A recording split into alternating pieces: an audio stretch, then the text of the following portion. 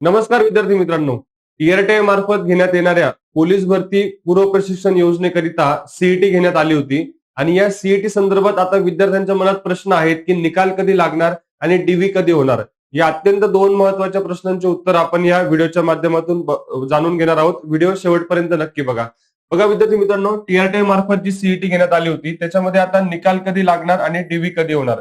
आता यामधला जो सगळ्यात महत्वाचा मुद्दा आहे, आता निकाल लागण्याची जी काही प्रोसिजर आहे त्याच्यामध्ये सर्वात अगोदर बघा, तुम्ही ऑनलाईन फॉर्म फिलअप केले, ओके, पोर्टलवरती.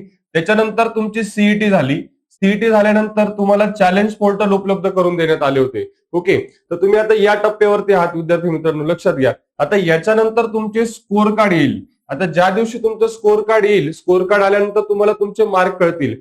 चॅलेंज पोर्टलमध्ये ज्या प्रश्नांची उत्तरं बदललेली असतील ते सगळं तुम्हाला दिसेल आणि तुम्हाला स्कोर कळेल. आणि स्कोर कळाल्यानंतर त्याचं पर्सेंटाईल मध्ये ते कन्वर्ट होतील आणि कन्वर्ट झाल्यानंतर मग तुमचा रिझल्ट लागणार आहे, म्हणजे मेरिट लिस्ट जाहीर होणार आहे विद्यार्थी मित्रांनो, लक्षात घ्या. मग मेरिट लिस्ट जाहीर झाली, तुमचा निकाल लागला की मग तुमच्या मनात दुसरा प्रश्न असेल की डीव्ही कधी होईल सर, बरोबर. तर मग आता निकाल लागल्यानंतर तुम्हाला संस्था निवडीचा पर्याय उपलब्ध करून देण्यात येईल.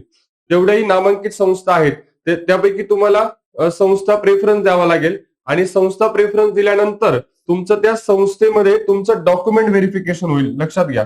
इन्स्टिट्यूट प्रेफरन्स झाल्यानंतर डॉक्युमेंट व्हेरिफिकेशन होईल आणि मग त्यानंतर तुमचं मंथली स्टायपेंड आणि प्रशिक्षण सुरू होईल. ही अशी प्रोसिजर आहे. तुम्ही आता सध्या या टप्प्यावरती आहात, ओके. आता तुमचं स्कोर कार्ड म्हणजे लवकरच येईल.